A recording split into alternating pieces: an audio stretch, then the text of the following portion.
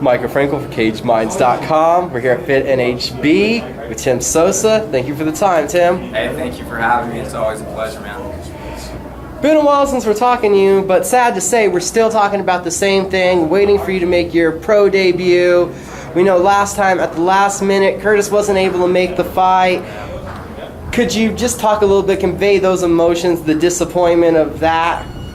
Oh man, to be honest, it was heartbreaking. I was supposed to originally fight Curtis back in May, and then it got pushed back to June, and it's a fight I've been looking forward to for years. And then I had 125 people specifically buy tickets from me, and then I don't know how many more showed up and bought them at the box office.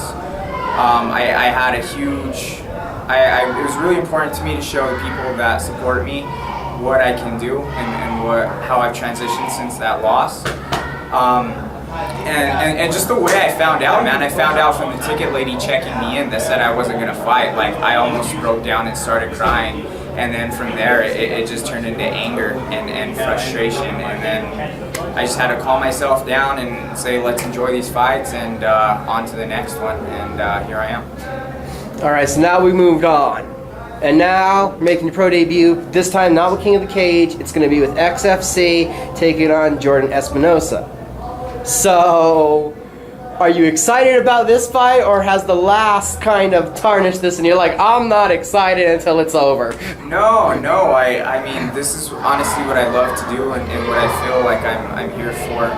And so, I mean, there's nothing I can do about Curtis.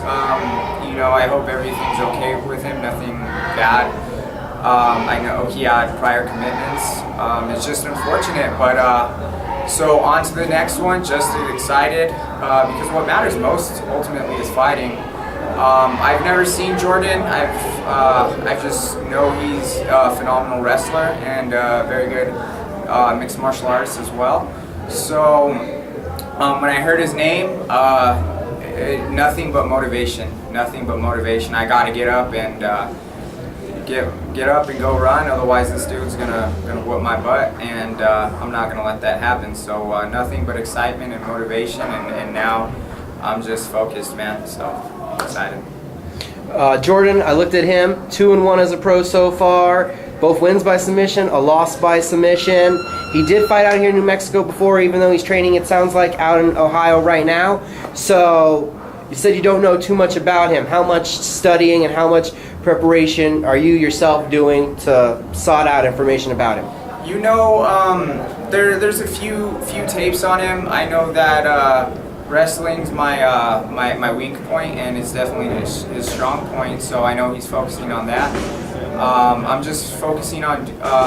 I'm just looking at his tendencies, and I'm just gonna worry about doing me. But I'm keeping in mind those little situations that and those little things that he does well, so that way I don't fall victim to him and his game. So what do you do mentally in the mindset to work on that wrestling, to say, I'm going to master this, to come in here and work on this, because you know you're thinking that's what your opponent wants to do, so how do you get that edge in that factor? Oh man, this mentality has already been years in the making. When I first started here training mixed martial arts at Fit NHB, I didn't because I felt so comfortable off my back. I didn't really train wrestling. I got like 6 arm bars in a row. I would get taken down, arm bar, and honestly, I thought it was a given. So I developed a huge head, and it's crazy to think that, especially so early in my amateur career. And then I had losses to wrestlers, and I didn't get those arm bars. And so about 2010, I had two losses in a row, and that has definitely inspired me to work on all aspects of my game. And now that I have focused immensely on wrestling, my game, my all-around game, striking,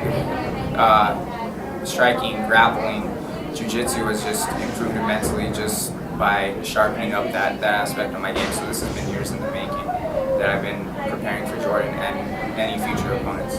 As we're doing this interview, it just strikes me, if you just listen to Tim and you didn't know we're talking about his pro debut, you'd think the man has 30 fights under his belt. Just the way you're able to pull back from it and examine the fight. I've talked to guys with much more experience that it's still kind of that amateurish alpha male kind of it's a fight kind of deal, and you're able to step back, look at the sides, and dissect it. What has led to that progression? Was it your amateur career? Is it the gym? What has done that makes you seem so much more mature? You know, I consider myself a student of the game. You know, you could throw a jab and there's like a million different angles, a million different levels, you know, a million different ways you can set it up. There's always new ways to learn a simple technique, and honestly, I think it's just my love for what I do. Many times in my career, I've felt I was in the exact spot I was supposed to be, doing exactly what I was meant to do at the exact right time. And it's just because I love what I do so much, and I'm always eager to get in here and learn new things, and to look at things a different way. Like Tom Vaughn, my grappling coach and head coach, shows me a million different ways to do something, and like the things he teaches are so simple, but they're genius. And I work with my striking coach, Arlene Sanchez-Vaughn, and she allows us to put in our own input. She's the coach, but she allows us to add our things, and I really think this has helped broaden my perspective on how to go and think about things in a new light and a new perspective.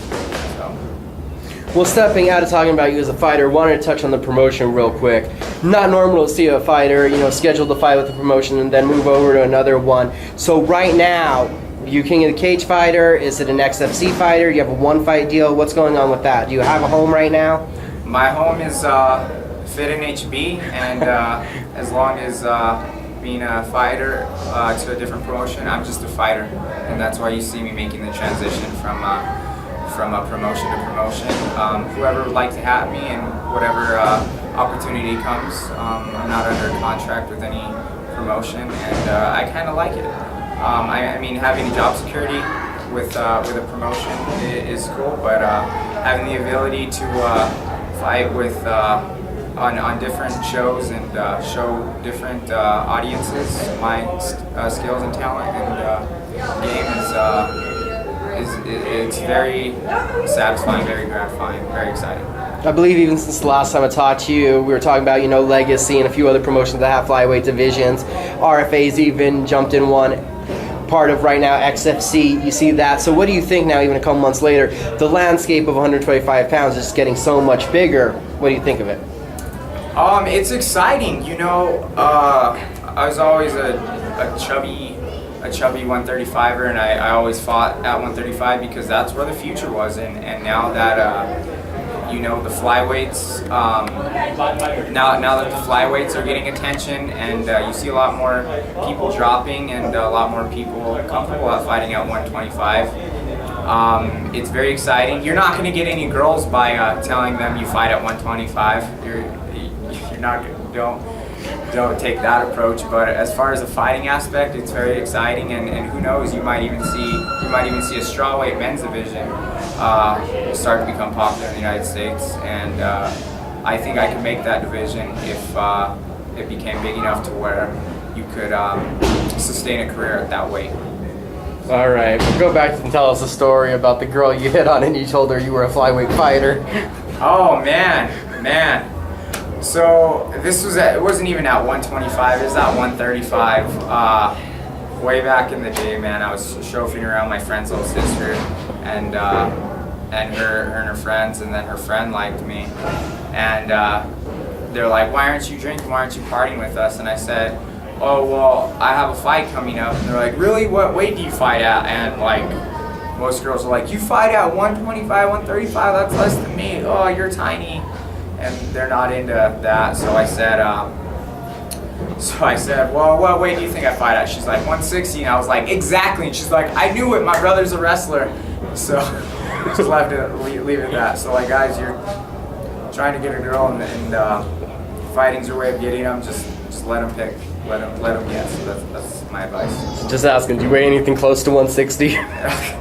The heaviest I weighed was 164 in my life, and I haven't weighed anything close to that in a couple years, man. A couple years, so. All right, so we just busted the myth that all fighters get girls. Wow, sorry to bust that one for everybody out there. I do have a girl now. Her name's Elvia Torres. She's amazing, and I love her. So I got her with personality, though. The right way. Yeah. Okay, so the personality, that transfers over to the nickname.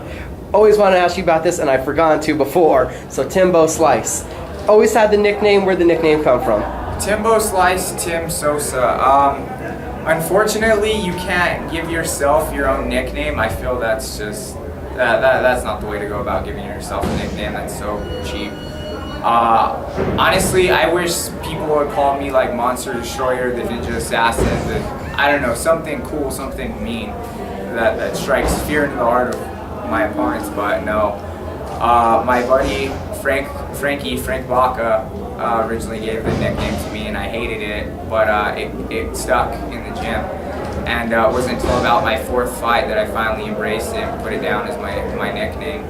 And of course, Timbo Slice, it comes from Kimbo Slice, and you know, there's people that hear it and just be like, Kimbo Slice, oh well, he wasn't nearly the greatest, he was a one-trick pony, he was just nothing but a street fighter. There's all this negativity around that nickname, but after people watch me and they see what I can do and they talk to me, I think Timbo Slice has definitely taken on a life of its own and definitely grown and in nothing but a positive way. And the people that see me and now attribute that name to me love it, man, and they're crazy about it. I get called Timbo, I get called Slice all the time, and yeah, so I definitely embrace it. And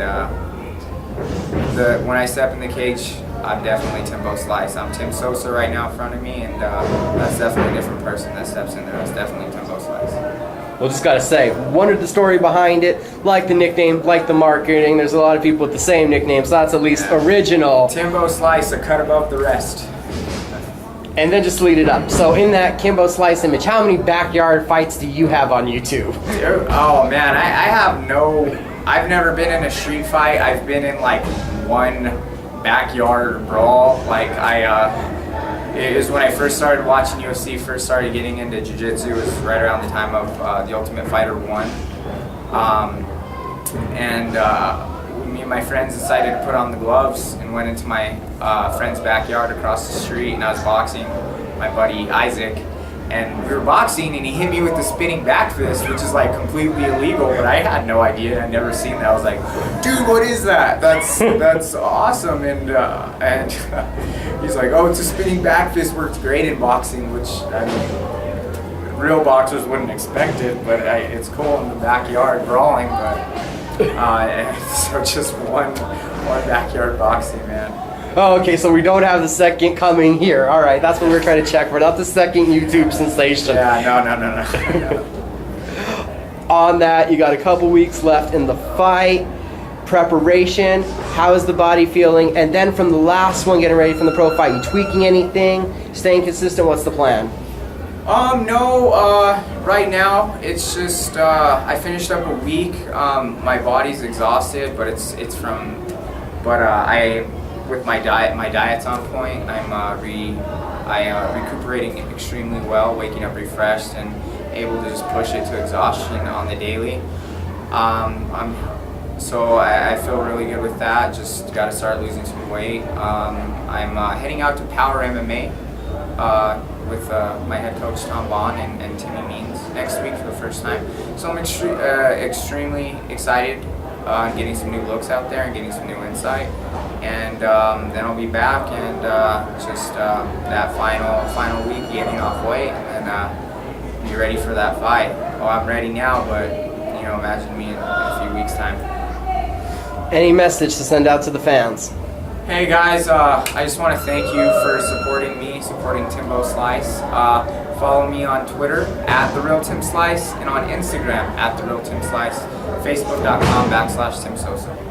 Tim Sosa, Timbo Slice. We'll see you in action. XFC 25 Boiling Points, Albuquerque Convention Center here at home in Albuquerque, New Mexico, making that long-awaited pro debut on September 6th. And if you can't make it out there, main card is on Access TV, but I know we'll see you there. Thank you, guys.